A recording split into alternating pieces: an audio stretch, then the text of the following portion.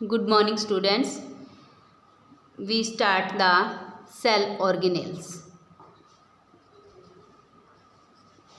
Cell organelles जो होती हैं वो क्या होते हैं, ये पिछले में अपने वीडियो के अंदर क्या किया था कि जो सेल एलिमेंट्स थे उनका बात किया था। अब नेक्स्ट आता है सेल ऑर्गेनेल, यानी सेल के अंदर क्या होता है, कुछ एक स्पेसिफिक, हर एक सेल का क्या होता है, स्पेसिफिक फंक्शन होता है। हर एक सेल का मैंने क्या बताया था कि each cell have a specific function and for this specific function a special structure is required in the cell. एक स्पेशल स्ट्रक्चर होती है, वो स्पेशल स्ट्रक्चर ही क्या करती है, एक स्पेसिफिक फंक्शन जो होती है वो परफॉर्म करती है, और उसी स्पेसिफिक फंक्शन के लिए जो स्पेसिफिक स्ट्रक्चर होती है उस स्ट्रक्चर को ही क्या बोलते हैं, ऑर्गेनेल्स बोलते हैं। क्या बोलते हैं, ऑर्गेनेल्स बोलते हैं। तो ये ऑर्गेनेल्स जो होते हैं वो कौन कौन से होते हैं और क्या होते हैं। एक बात और कि इन्हीं सेल ऑर्गेनेल्स के बेस पे ही सेल्स को डिवाइड किया गया है प्रोकैरियोट्स और यूकैरियोट्स के अंदर। यूकैरियोट्स के अंदर यानी जो प्रोकैरियोट्स जो होते हैं उनके अंदर ये सेल ऑर्गेनेल्स जो होते हैं वो फुली प्रेजेंट नहीं होते हैं, यानी नहीं प्रेजेंट होते हैं, और एनिमल सेल के अंदर जो यूकैरियोट्स जो होते हैं उनके अंदर जो होते हैं वो प्रेजेंट होते हैं। अब फर्स्ट अगर मैं बात करूं ईआर की, यानी एंडोप्लाज्मिक रेटिकुलम की, तो एंडोप्लाज्मिक रेटिकुलम जो होती है वो क्या होता है एंडोप्लाज्मिक रेटिकुलम। अगर एंडोप्लाज्मिक रेटिकुलम की अपने बात करें तो एंडोप्लाज्मिक रेटिकुलम जो होती है वो क्या होती है कि एक ट्यूब्यूल्स का लार्ज नेटवर्क होता है। ट्यूब्यूल्स का लार्ज नेटवर्क होता है, और ये नेटवर्क जो होता है ट्यूब्यूल्स का वो किसके अंदर, साइटोप्लाज्म के अंदर स्कैटर्ड रहता है, यानी बिखरा हुआ रहता है साइटोप्लाज्म के अंदर। अब इस ईआर की सरफेस पे क्या होते हैं, राइबोसोम्स प्रेजेंट होते हैं, और presence of on the basis of the presence of ribosomes these are mainly two type, SER and RER।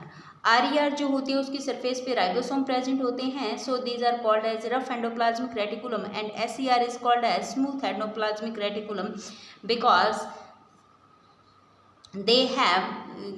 they don't have any ribosomes, यानी इसकी सरफेस पे क्या प्रेजेंट नहीं होती, राइबोसोम प्रेजेंट नहीं होती। अब आरईआर जो होता है इनका मेन फंक्शन जो होता है वो क्या होता है, प्रोटीन सिंथेसिस करना होता है। लेकिन जो स्मूथ ईआर जो होती है ये क्या होती है, मेजर साइट होती है किसके लिए, लिपिड के लिए और फैट के लिए। लिपिड और फैट के लिए मेन साइट्स जो होती है वो प्रोवाइड करवाता है एसईआर। अब अगर एसईआर की एक मेन बात करूं कि जो मेन फंक्शन जो होता है वो क्या होता है कि ये जो प्रोटीन्स बनी और जो ये फैट बनी कि form the lipids and fat and proteins, these are used by the cell to form the cell membrane. Cell membrane को बनाने के लिए जब काम आती है ये फैट और प्रोटीन बनी हुई, तो इस प्रोसेस को अपने क्या बोलते हैं, बायोजेनेसिस बोलते हैं। इस प्रोसेस को क्या बोलते हैं, बायोजेनेसिस बोलते हैं। अब एक बात और कि ये राइबोसोम्स ये जो ईआर जो होते हैं इनका एक दूसरा फंक्शन और क्या करता है, ये serve as a channel for the transport of materials, serve as the channel of transport of the materials between the various regions of the cytoplasm, various region of the cytoplasm। तो ठीक है, ये इसका मेन फंक्शन होता है। इसके बाद में एक और चीज़ क्या देखें कि ईआर जो होती है वो साइट प्रोवाइड करवाती है किसके लिए, बायोकेमिकल एक्टिविटीज़ के लिए। बायोकेमिकल एक्टिविटीज़ के लिए साइट प्रोवाइड करवाने का काम करती है। और एसईआर जो होती है उसका एक मेन रोल होता है एसईआर का किसके अंदर, detoxifying many poisonous and drugs. Detoxifying करने का काम करती है किसको, ड्रग्स को और पॉइजन्स जो होती हैं उसको।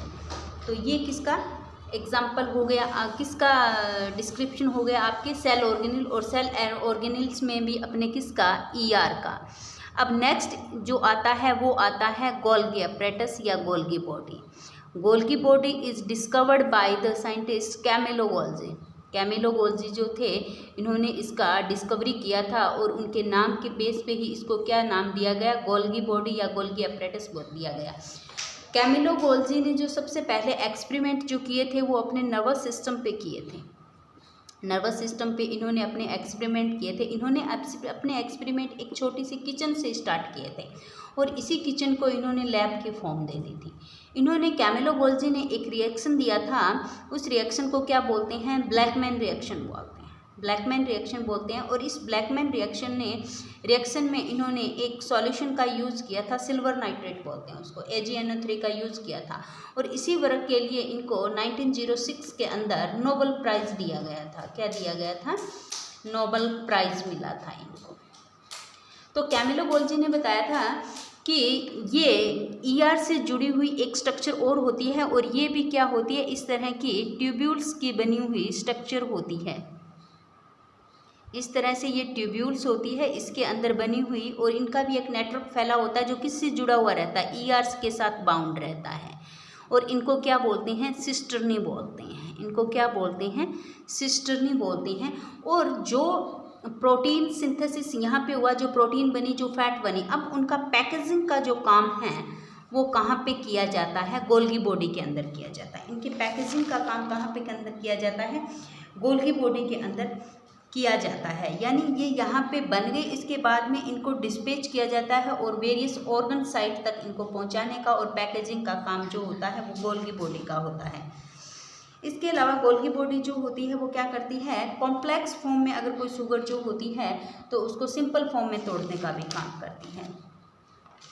ये इसका गोल्गी बॉडी का फंक्शन है। अब नेक्स्ट जो आता है वो आता है इसके अंदर गोल्गी एपरेटस हो गया, एंडोप्लाज्मिक रेटिकुलम हो गया। अब आता है आपका लाइसोसोम।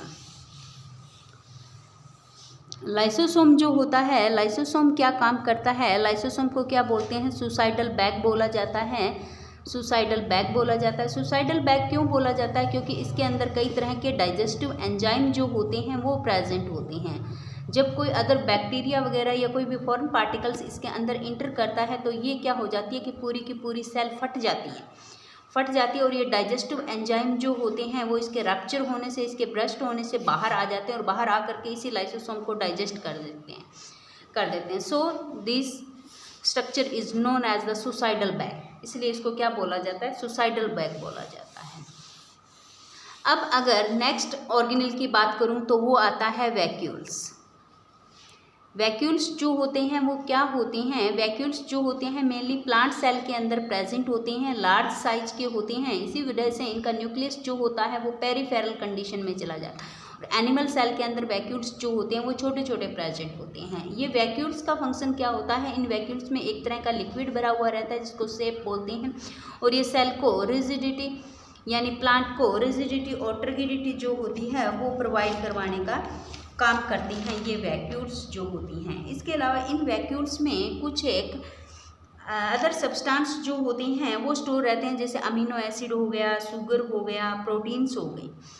अब अगर यूनिसेलुलर ऑर्गेनिज्म में मैं बात करूं कि जैसे अमीबा है तो अमीबा के अंदर भी क्या होते हैं, फूड वैक्यूल्स जो होते हैं वो प्रेजेंट होती हैं और इन फूड वैक्यूल्स के थ्रू ये क्या करता रहता है, इसमें फूड आइटम्स जो होते हैं वो कंटेन रहते हैं और इन्हीं फूड वैक्यूल्स के द्वारा ही क्या किया जाता है, जो एक्सेस वाटर जो होता है और कुछ एक वेस्टेज सब्सटेंस जो होते हैं वो सेल से रिमूव किए जाते हैं। Thanks, have a nice day.